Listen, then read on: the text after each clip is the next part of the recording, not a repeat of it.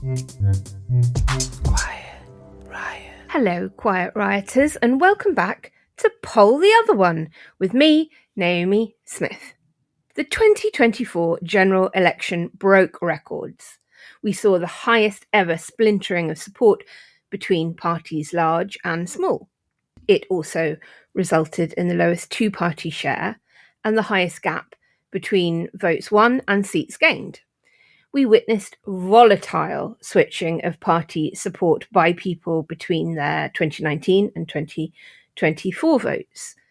The Lib Dems and the Greens got their biggest ever seat hauls, and Reform UK made a not insignificant breakthrough. And of course, the Tories were annihilated in Wales, and Labour made a significant comeback in Scotland. Lots went on in Northern Ireland too. I've already done a separate show on that. Go back and have a listen. And like lots of you, I want to know why. Why did all of that happen? I'm completely fascinated by voter behaviour, understanding it, predicting it, analysing it. The British Election Study, BES, is the longest running and most comprehensive survey of election results in the UK. They are funded by the Economic and Social Research Council, and their studies take place immediately after every general election. They do rolling studies as well, but the big one that assesses election outcomes begin immediately after every big election here in the UK. And it provides data to help researchers understand changing patterns of party support and election outcomes. It takes months for them to publish their work after each election because the data set is so enormous. But once they do, data nerds pore over their work and draw conclusions about many things, including what the pollsters got right and wrong. The study isn't out yet, but with the general election now a couple of months behind us, the pollsters have begun releasing some early analysis. Now, I will, of course, come back to you when the BES 2024 study is published, and I may rope in an expert or two to help us unpick it. But for now, I wanted to talk to you about fascinating early work produced by pollsters and friends of the show, More in Common. I'll leave a link in the show notes to their blog, but this short show is going to pull out the bit that I found most interesting: Muslim voters.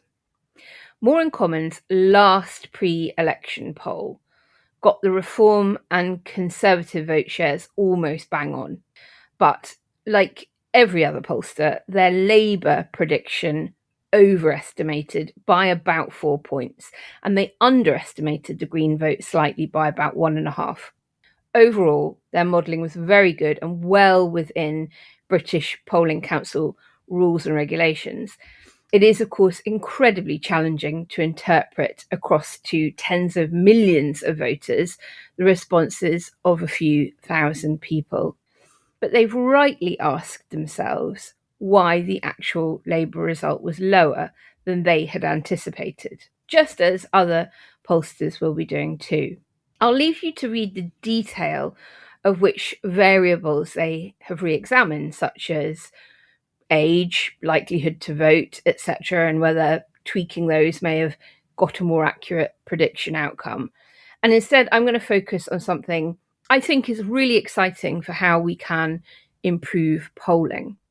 The polls could have misrepresented some demographics. I mean, that is, I think, the most interesting part of it all. But very notably, More in Common suggest that the panels may have misrepresented Muslim voters born outside of the UK. And they believe that this could have contributed to the over-representation of the Labour vote. So they had the correct number of Muslim respondents in their surveys, but the data did not predict the sizable anti-Labour backlash that occurred in communities with large Muslim populations. So while they had the correct number of Muslims, it appears that these respondents were not representative of the wider British Muslim community across the country in other ways. Online panels, which is what many of the pollsters use rather than telephone panels, seem to have too few Muslims who were born outside of the UK relative to the population as a whole. Now, Britain's Muslim population is not large enough to have explained all of the polling error for Labour, but if half as many Muslims as More in Common predicted voted for another party instead, Labour's vote share would have fallen 1 percentage point. So that's about a quarter of their overall error. And for me, this is exciting because every election offers an opportunity to improve how we more accurately capture public opinion and gives the panel providers something very tangible to work towards with their future recruitment. This is now something they need to try and go out and address when they're getting people to sign up to being survey respondents. What else might explain the error? Well, aside from More in Common's work, at Best for Britain, the organisation I run, our own Pollsters Survation do something pretty interesting too. They ask the same people they surveyed just before the election the same question within a couple of days post-election to see if people did indeed vote how they said they would. They've been doing this over many general elections in the UK, and typically they get about 90% of people sticking with their intended party, whereas this time round it was more like 80%. That suggests a late switch.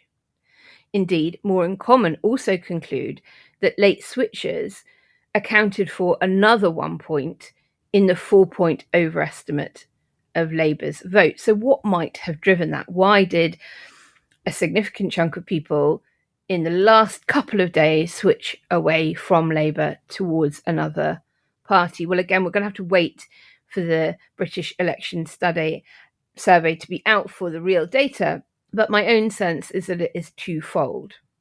One, the prediction of a huge Labour landslide meant lots of voters fed up with the Tories felt they just didn't need to help Labour out at this election, so they voted for another party.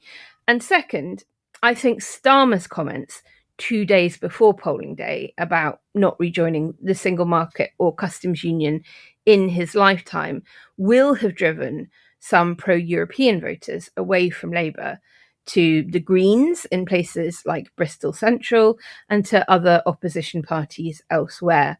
I haven't yet seen much evidence that it brought them support from Brexit voters. So 2 of the 4 error points seem to be accounted for by misrepresentation of the Muslim vote and by late switchers away from Labour. More in Common believe the other 2 points can be explained by selection bias and random sampling error. Of course, there are a multitude of factors that govern how people will cast their vote. Faith is only one of those things, but it does appear to play out in broad voting patterns. About 6.5% of the population of England and Wales are Muslim, and they make up about 2% and 1% respectively in Scotland and Northern Ireland. In 2019, it's thought that more than 80% of Muslims backed Labour. And research that was done just before the 2024 general election suggested that this had fallen quite considerably nationally, maybe up to about 20 percentage points. And in some constituencies, it clearly fell further. Just 8 weeks earlier, of course, the Labour Mayor of London, Sadiq Khan, himself a Muslim, was returned very comfortably for a 3rd term, which I hope you agree is all completely fascinating. Why are we seeing such differences? Why are people shifting? What are the major political parties going to do about winning back certain groups of voters? Or will they just determine that they don't need to? I think it's all completely fascinating. I can't wait for the BES report to be out so we can delve even more into the detail of everything.